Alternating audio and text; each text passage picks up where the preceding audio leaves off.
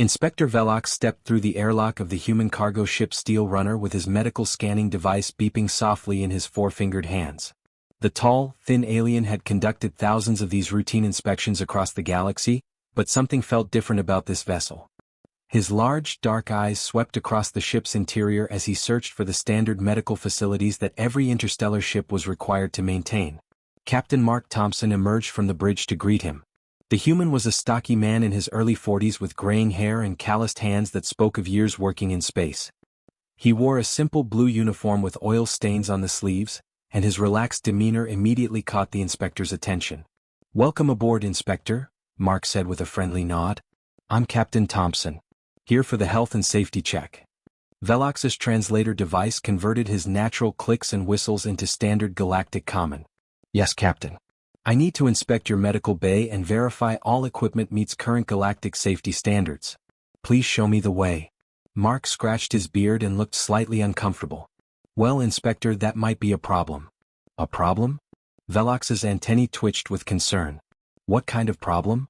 "The thing is," Mark said slowly, "we don't actually have a medical bay." The alien scanning device began beeping more rapidly as if sensing his rising stress levels. "That's impossible, Captain. Galactic Safety Regulation 7.4 clearly states that any vessel carrying crew members for longer than 48 hours must maintain a fully equipped medical facility with surgical capabilities." "I know the regulations," Mark replied calmly. "But we humans have found we don't really need all that equipment." Velox's four eyes blinked in rapid succession, a sign of extreme confusion in his species. He activated his scanner and began sweeping it across the ship's corridors. The device immediately confirmed his worst fears. There were no surgical pods, no regeneration chambers, no cellular repair units, and no emergency life support systems. In fact, the only medical supplies he could detect were a few basic bandages stored in a small cabinet near the galley. "This is a serious violation of galactic law," Velox announced, his voice rising in pitch as his translator struggled to convey his agitation. "I could ground your entire fleet for this negligence. How do you handle medical emergencies? What happens when crew members are injured or become ill?" Several other human crew members had gathered to watch the inspection. Engineer Tom Bradley, a burly man with permanent grease stains under his fingernails, chuckled softly. "We manage just fine, Inspector." Navigator Jenny Walsh, a woman in her 30s with short brown hair, nodded in agreement. "Haven't lost anyone to injury yet." Velox's scanner was now beeping frantically as it detected the complete absence of medical equipment throughout the ship. "This is unprecedented. In 30 years of inspections, I have never encountered a vessel so dangerously unprepared for medical emergencies." "Look, Inspector," Mark said, holding up his hands in a peaceful gesture. "I understand your concern, but humans are different from other species. We've adapted to handle injuries and illnesses in ways that might surprise you." "Surprise me?" Velox's voice cracked. "Captain, without proper medical facilities, your crew could die from injuries that would be easily treatable with standard equipment. A simple plasma burn could become infected. A broken bone could heal improperly. Internal bleeding could be fatal within hours." The human crew members exchanged knowing glances, and Mark could see they were trying not to smile. "Tell you what, Inspector. Rather than just taking my word for it, how about we demonstrate why we don't need all that fancy medical equipment?" Velox's antennae flattened against his head, a defensive posture his species adopted when feeling threatened. "Demonstrate? What exactly do you mean by demonstrate?" "Give us a chance to show you how humans handle medical situations," Mark explained. "If our demonstration doesn't convince you that we can manage without traditional medical bays, we'll install whatever equipment you require and pay any fines you deem appropriate." The inspector hesitated. His training told him to immediately ground the vessel and report the violations to the Galactic Medical Authority. But his scientific curiosity had been aroused by recent reports from frontier colonies about unusual human resilience. Stories that seemed too incredible to believe had been filtering through official channels for months. "Very well," Velox said finally, his scanner continuing to beep ominously. "But I warn you, Captain, this demonstration had better be thoroughly convincing. The safety regulations exist to protect all crew members, regardless of species." Mark nodded seriously. "I understand the stakes, Inspector. Trust me, after what you're about to see, you'll understand why human ships don't carry medical bays." Tom Bradley stepped forward, wiping his hands on a rag. "Should I show him the plasma cutter technique, Cap?" "That would be perfect, Tom," Mark replied. Velox's scanner readings spiked as his stress levels increased. He had no idea what he was about to witness, but something in the human's confident demeanor suggested that his understanding of biology and medicine was about to be challenged in ways he could never have imagined.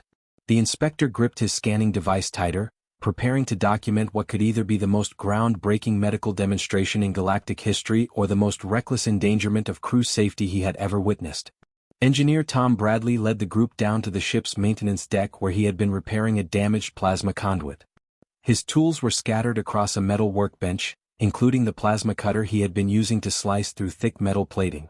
The device hummed with barely contained energy, its cutting beam capable of melting through solid steel in seconds. Inspector Velox followed nervously, his scanner beeping steadily as it detected the dangerous equipment. Captain Thompson, I must protest. Maintenance areas contain numerous hazards that could cause serious injury. Perhaps we should conduct this demonstration in a safer location.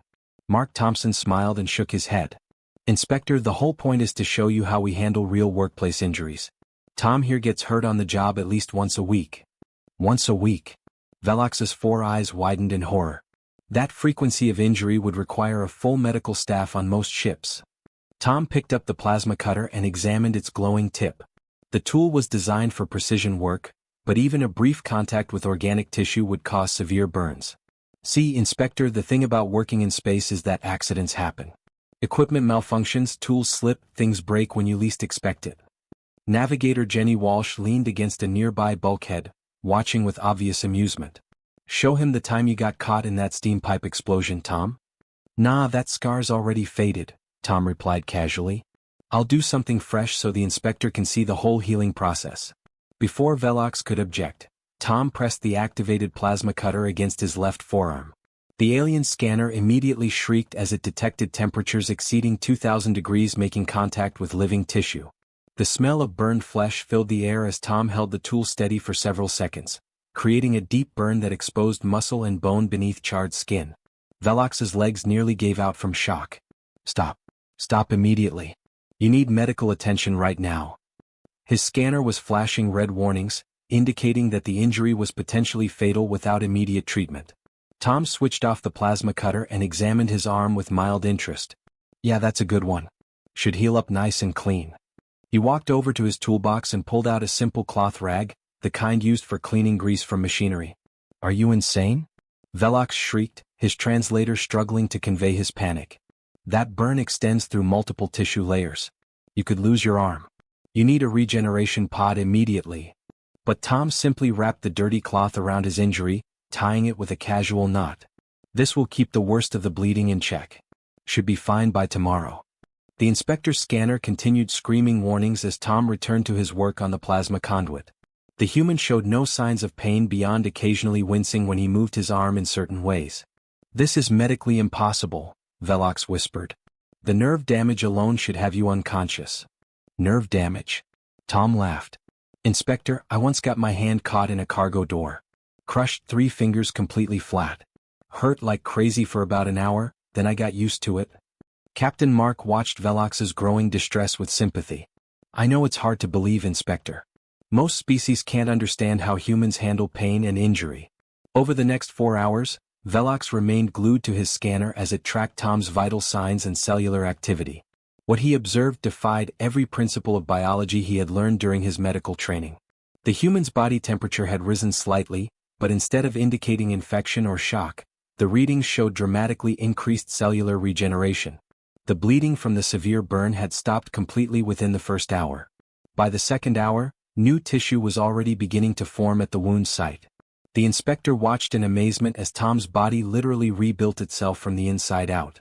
Captain, Velox said weakly, your engineer's cellular regeneration rate is approximately 50 times faster than any known species.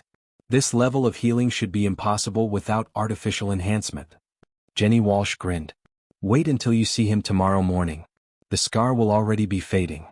By the 4th hour, Tom unwrapped his makeshift bandage to reveal pink, healthy skin where the terrible burn had been. Only a faint mark remained to show where the plasma cutter had done its damage. He flexed his fingers normally, showing no signs of stiffness or reduced mobility. Good as new, Tom announced cheerfully. Though I probably should have used a cleaner rag. Sometimes dirty bandages cause the scars to be a bit darker. Inspector Velox stared at his scanner readings in complete disbelief. According to his instruments, the human had suffered an injury that would require weeks of intensive medical treatment for any other species, yet he had healed almost completely in a matter of hours using nothing more than a cloth wrap. "This changes everything," the inspector whispered. "If humans can recover from such severe injuries without medical intervention." Mark nodded. "Now you're beginning to understand why we don't need medical bays, Inspector. We've got something better than any machine your people have invented." "What's that?" Velox asked. Tom wiped his hands on his work clothes and picked up his tools. "Evolution, Inspector. For billion years of surviving on a planet that tried to kill us every single day.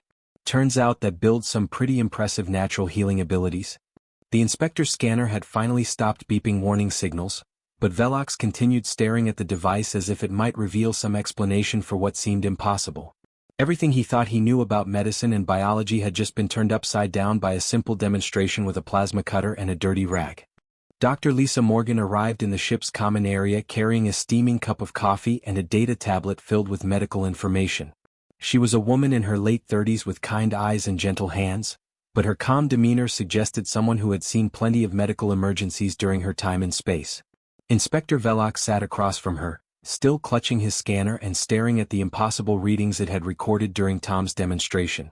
"Your scanner readings are completely accurate, Inspector," Lisa said as she settled into a comfortable chair. "What you witnessed today is perfectly normal human physiology. Nothing unusual or enhanced about it." Velox's antennae trembled as he tried to process this information. "Normal? Dr. Morgan, that level of tissue regeneration would be considered miraculous healing among any other known species. Your engineer recovered from injuries that would require weeks of intensive medical treatment in our most advanced facilities." Lisa nodded and activated her data tablet, showing holographic displays of human cellular structure. "Let me explain something about Earth, Inspector. Our home planet was not a gentle place for developing life.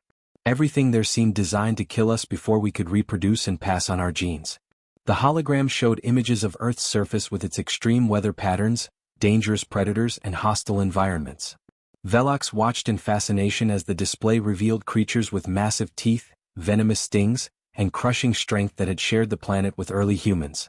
"Saber-toothed cats that could bite through bone," Lisa continued. "Massive bears that weighed over 800 pounds. Venomous snakes, poisonous spiders, disease-carrying insects. Even the weather could kill you with sudden temperature changes, violent storms, and natural disasters that struck without warning." Inspector Velox studied the data with growing amazement. "How did your species survive in such conditions?" "Natural selection," Lisa explained simply. "Humans who couldn't heal quickly from injuries died young and didn't have children. Over millions of years, only the most resilient individuals survived long enough to reproduce. We literally evolved the ability to recover from trauma that would be fatal to most other life forms." She manipulated the hologram to show human DNA structures. "Our bodies produce healing factors at rates that most species would consider impossible. We can regrow damaged tissue, repair broken bones, and recover from blood loss that would kill other creatures." Tom Bradley joined them in the common area, his arm now completely healed except for a faint pink line where the plasma burn had been.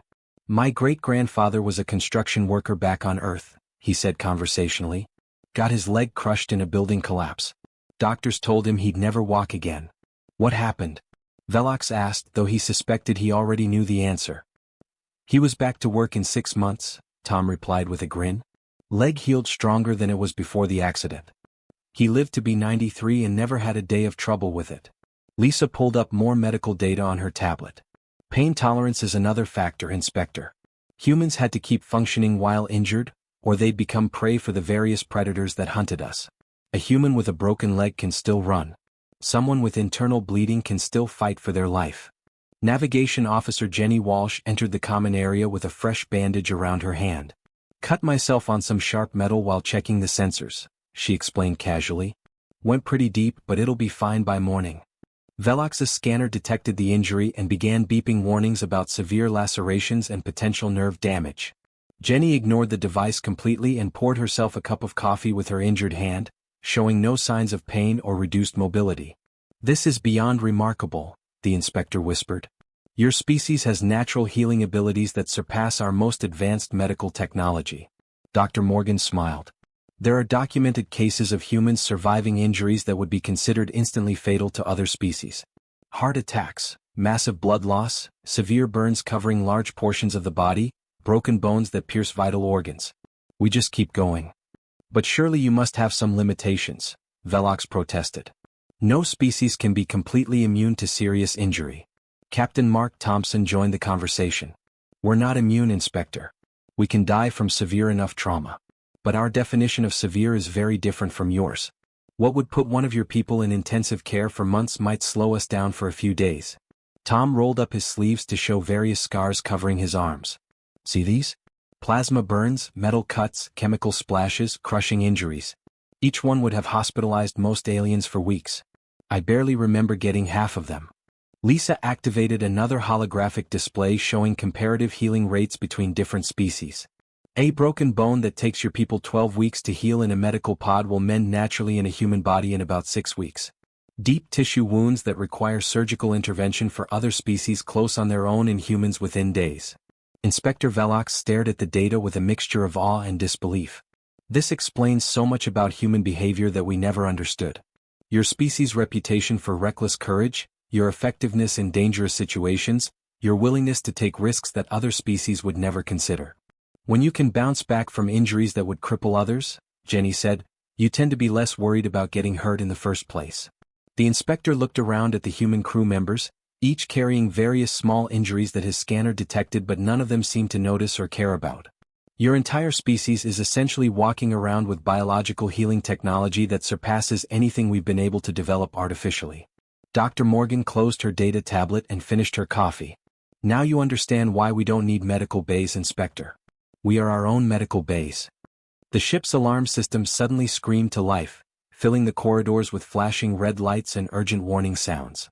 Captain Mark Thompson immediately rushed toward the bridge with Inspector Velox stumbling behind him, the alien scanner equipment clanging against the metal walls as he struggled to keep up with the humans' quick pace. What's happening? Velox called out, his 4 eyes darting around nervously as crew members ran past them toward their battle stations. Looks like we're about to get that real-world demonstration you wanted, Mark replied grimly as they reached the bridge. Navigation Officer Jenny Walsh was already at her station, her fingers dancing across the control panels with practiced efficiency. 3 unmarked vessels just dropped out of hyperspace, Captain. Configuration matches Raxan pirate ships. Weapons Officer David Park, a quiet man in his 20s with steady hands, was powering up the ship's defensive systems. They're not responding to communication attempts, sir. I'm reading weapon signatures charging on all 3 vessels. Inspector Velox watched in horror as the tactical display showed 3 heavily armed ships moving into attack formation around the steel runner. Captain, we need to retreat immediately. This vessel has no medical facilities to treat combat injuries. Too late for that, Mark said calmly as he took his position in the captain's chair. All hands prepare for combat. This is not a drill. The first plasma barrage struck the ship's hull with tremendous force, sending vibrations through the entire vessel. Sparks exploded from several control panels as the ship's systems absorbed the massive energy discharge. A secondary explosion near the communication station threw Jenny Walsh hard against her console, opening a deep gash across her forehead that immediately began bleeding down her face. Inspector Velox started toward her with his medical scanner extended. She needs immediate medical attention. Head wounds can cause severe brain trauma if not treated properly. I'm fine, Jenny interrupted firmly, wiping blood from her eyes with her uniform sleeve and returning to her navigation controls without missing a beat. Got their targeting solution locked in. They won't get another clean shot like that. Another devastating blast rocked the steel runner, this one striking closer to the engine section. Engineer Tom Bradley was thrown violently into a metal bulkhead, and Velox's scanner immediately detected multiple rib fractures along with possible internal injuries. The impact would have incapacitated any member of Velox's species for weeks. Instead, Tom simply grunted in pain, pushed himself upright, and continued working at his engineering station as if nothing had happened. Shields holding at 60%, Captain. I can reroute power from non-essential systems to give us more protection. This is complete madness. Velox shrieked, his translator device struggling to convey his panic. Your crew is suffering critical injuries. They need immediate medical intervention. David Park had taken a piece of sharp metal shrapnel in his left shoulder when an overloaded panel exploded near his weapons console. Blood was seeping through his uniform, and Velox's scanner showed tissue damage that would require surgical repair in any normal circumstances. Yet the young weapons officer continued operating his targeting systems with perfect accuracy, his aim completely unaffected by what should have been a disabling injury. Critical injuries? David asked with a slight smile as he launched another volley at the attacking ships. Inspector, this is just another Tuesday for us. You should see what we call a really bad day. The battle continued for nearly 20 minutes, with both sides exchanging devastating energy blasts. The pirate ships were better armed and had superior numbers, but the human crew fought with a determination that seemed to increase as their injuries mounted. Every person on the bridge was bleeding from various wounds, cuts, burns, and impact injuries that would have sent members of any other species to emergency medical facilities. Jenny Walsh had blood streaming from multiple head wounds, but her navigation remained flawless as she guided the ship through complex evasive maneuvers. Tom Bradley was clearly favoring his left side where his ribs were broken, yet his hands remained steady as he managed the ship's power systems and damage control. David Park had collected several more pieces of shrapnel from exploding equipment, but his weapon accuracy never wavered as he methodically targeted the pirate vessel's critical systems. Captain Mark Thompson himself had suffered burns on both arms from electrical fires and a nasty cut across his cheek from flying debris. He commanded the battle with calm authority, showing no signs that his injuries affected his judgment or decision-making abilities. Inspector Velox cowered behind an undamaged console, watching his scanner display a horrifying list of injuries among the human crew. According to his medical readings, every person on the bridge should be unconscious or dead from their wounds. Instead, they continued fighting with what seemed like undiminished effectiveness. The tide of battle finally turned when David Park managed to disable the lead pirate ship's engines with a precisely aimed shot. The other two vessels, seeing their companion drifting helplessly, decided the human cargo ship was more trouble than it was worth and retreated back into hyperspace. "Stand down from battle stations," Captain Mark announced as the pirate ships disappeared from the sensors. "All departments report status and casualties." Casualties? Tom Bradley laughed, checking a new burn on his arm where a plasma conduit had overloaded. "What casualties? Everyone's still breathing and working." Inspector Velox stared at his scanner readings in complete disbelief. The device showed massive trauma across the entire crew, yet they were all standing upright, talking normally, and already beginning repair work on the damaged systems. "Medical emergency protocols require immediate treatment for all wounded personnel," Velox began weakly. "Wounded?" Jenny Walsh chuckled, dabbing at the blood on her face with a clean cloth. "Inspector, we'll all be completely healed by tomorrow morning. Just wait and see." 3 weeks later, Inspector Velox stood nervously in the grand chamber of the Galactic Medical Council on the planet Centralis. The massive dome-shaped room was filled with representatives from dozens of alien species, all gathered to hear his unprecedented report. His hands trembled slightly as he activated the holographic display showing his documented findings from the human vessel Steel Runner. Council Chairman Blordhack, a massive creature with purple skin and 6 arms, leaned forward in his ornate chair. His deep voice rumbled through the chamber's translation systems. "Inspector Velox, your preliminary report contains claims that frankly sound impossible. You're telling this council that humans can heal from injuries that would be fatal to most known species." Velox's 4 eyes blinked rapidly as he recalled the incredible events he had witnessed. "Yes, Chairman. Not only can they heal from such injuries, but they continue performing complex tasks at full efficiency while suffering from what we would consider critical trauma." The chamber erupted in a cacophony of clicks, whistles, growls, and other sounds as representatives from various species expressed their disbelief. The noise was so loud that the translation systems temporarily overloaded, creating a chaotic mix of overlapping voices. War Advisor Klex, a tall reptilian creature with scales that changed color based on his emotions, raised one clawed hand for silence. "Inspector, this would explain many puzzling reports we've received from frontier colonies. Human security forces have been achieving success rates that seemed impossible given their limited numbers and equipment." Velox nodded vigorously. "I witnessed a human engineer deliberately burn himself with a plasma cutter that would have required amputation surgery for any of our species. He treated the injury with a simple cloth bandage and was completely healed within hours." Trade Commissioner Yith, whose species resembled a cross between an octopus and a tree, spoke through chemical signals that the translators converted to standard language.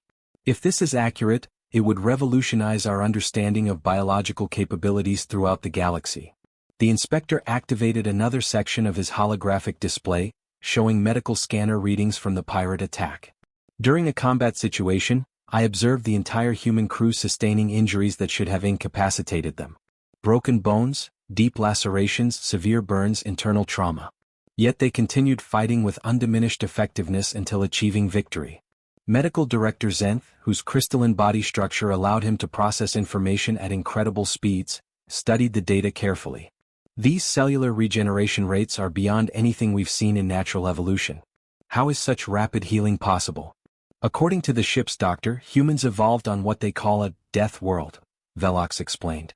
Their planet Earth contained numerous predators, diseases, and environmental hazards that killed any individuals who couldn't recover quickly from injuries. The council chamber fell silent as the implications began to sink in. For millions of years, most galactic species had evolved in relatively safe environments, developing advanced technology to compensate for their biological limitations. Humans had taken the opposite path, developing incredible biological capabilities to survive in hostile conditions. Chairman Blordhack's purple skin darkened to a deep violet, indicating deep thought in his species. Inspector, what are your recommendations regarding human vessel inspections and medical requirements? Velox straightened his uniform and spoke with confidence he hadn't felt in weeks. I recommend immediate exemption from all medical bay requirements for human vessels. Their natural healing abilities make traditional medical equipment unnecessary and potentially wasteful of valuable cargo space. The decision was unanimous. Within days of the Council's announcement, news of human resilience spread throughout the galaxy like wildfire. The revelation changed everything about how other species viewed the relatively new arrivals from the small blue planet called Earth.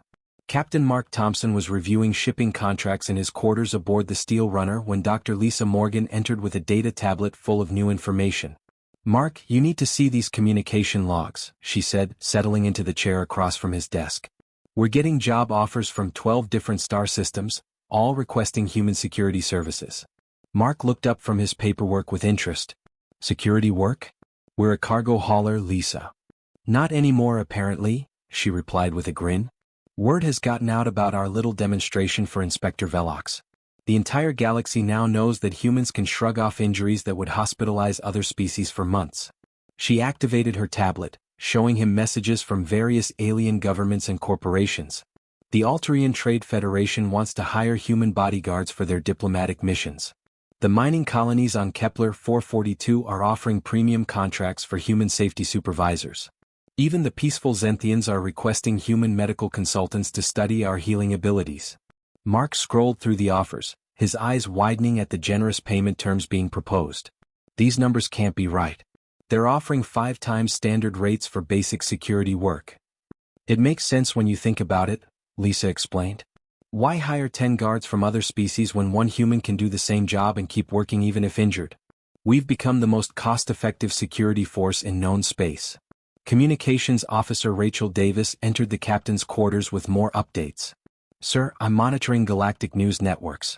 They're calling us the unkillable ones throughout the Outer Rim territories. Mark chuckled and shook his head. Unkillable? That seems a bit dramatic. Tell that to the insurance companies, Rachel replied. I just received 3 different requests from galactic insurers wanting to study human physiology. Apparently, our injury recovery rates are so good that insuring human crews costs almost nothing compared to other species. Lisa stood up and walked to the viewport, looking out at the stars that stretched into infinity. You know, Mark, I think we've accidentally started something much bigger than just getting exempted from medical bay inspections. Outside in the vast darkness of space, the galaxy was rapidly adjusting to a new understanding of human capabilities, and the small cargo ship Steel Runner had inadvertently become the catalyst for humanity's transformation from unknown newcomers to the most sought-after specialists in dangerous work throughout known space.